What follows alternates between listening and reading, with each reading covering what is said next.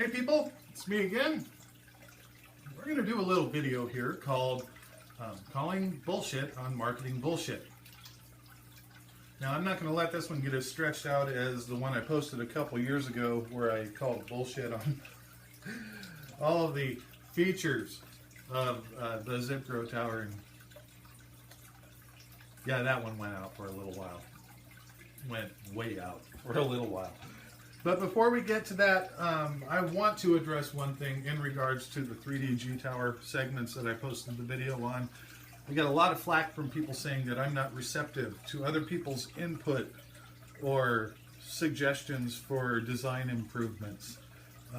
No, the truth is I actually am, as long as somebody else's suggestions and design improvements have been proven, number one, proven, and actually apply to my plans. But if they don't meet either one of those two criteria, I don't have any use for it. I see no point in putting planter pockets all the way around a G-Tower, since I'm going to be growing in a greenhouse, not under grow lights. This is just for experimental purposes. This is not how I intend to do things to make money. You spend more money running grow lights, and that money just has to come off of your bottom line. You aren't going to make as much money. So, you know, if a person actually has a system, and it doesn't have to be this, it could, I call this my aquaponics anywhere system, since it's on wheels and works with any aquarium, except for I have kind of a problem here because I have a 75-gallon stock tank on the bottom. I don't know if you can see it. Nah, probably not. With 6 really big-ass tilapia in there. That's unnecessary. And just, they are just there because they're going to go in the greenhouse eventually. But at any rate, if you can actually show me an idea that's going to fit in with my plans, therefore it's going to benefit me, what I'm doing, and if you've proven that it works, that it isn't just an idea you came up with off the top of your head that isn't proven, I'll look at that idea. But if it doesn't meet either of those criteria, sorry. Sounds to me more like it's a better design for you than it is for me. And in which case, you should probably just do what I'm doing. Build your own. You know. That's all I have to say. Anywho, back to the topic at hand here. Calling bullshit on bullshit marketing. Or bullshit on marketing bullshit. Whatever you want to call it. I keep seeing these various videos from the guys over in Wyoming popping up saying how there's this big debate between vertical plane farming and horizontal plane farming, and how vertical plane farming is so much better. And the one video that I had the stomach to watch about 1 minute of started off by saying that he's going to explain it to you using math. Isn't that what scares the crap out of people on YouTube and makes them go look at another video that's just a lot easier to understand? I mean, if you're going to tell them that they have to do math to understand your point, which your point is nothing more than figuring out a way to sell them on more of your patented crap, that's the easiest way to lose your audience. I'm going to do it using common sense. Not going to try to sell you anything. Especially not a water-cooled LED grow light that requires a refrigeration unit. Can we say central point of failure? I'm trying to figure out who thought that was a better idea.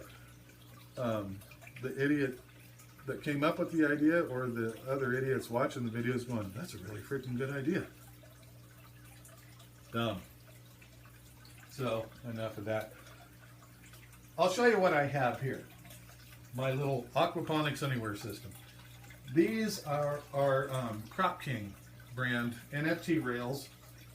They're 4 feet long, 6 planter holes per rail, 8 inches apart, and I have another one over here where the centers on those are 8 inches from these. So there's 12 plants per shelf, 36 plants. You don't have to use these if you don't want to. If you're going to build something like this, companies like Farm Tech, they make an NFT rail that uses net cups, net pots, whatever, 2-inch ones. use that. I just use these because I like the fact that you don't need a net pot. They work just like a G-tower. You drop a plant in, pull a plant out. No need for net pots or anything else. But their video over there that they posted said that vertical plane farming saves you money on your labor and all these other expenses. And I'm just going, let's see. You have a tower, you have to take the tower out of the rack, lay it down, grab a special media pulling tool. Only, you know, back when I was a kid, we called that a hay baling hook. But it's a special media pulling tool now. But I don't understand how that possibly saves you any labor, because you have to go through all that work to pull that media out, drop your plants in, pull it back in, where these, just like a G-tower, pop one out, take another one, drop it in the hole. Again, who is more dim, the person who thought that up or the person who's listening to it and believing it? Well, at any rate, I don't have towers in here right now because it's winter time and it's snowing and the wind is blowing, so I'm going to use little props here.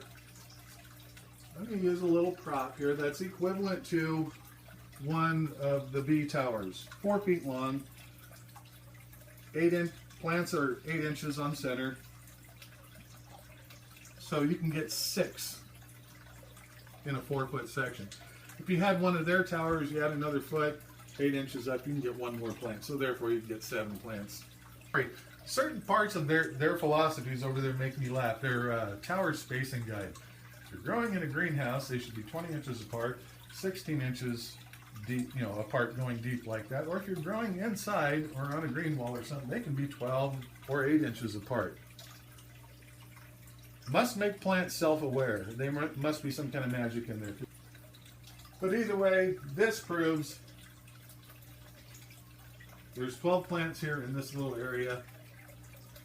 It's 4 feet long. This is 4 feet long. I can only get 6. All right. Let's try another mock-up design here. This would be a G-tower. Plants are still 8 inches apart, 8 inches like that, but they're spread out so your plants can grow this direction and this direction.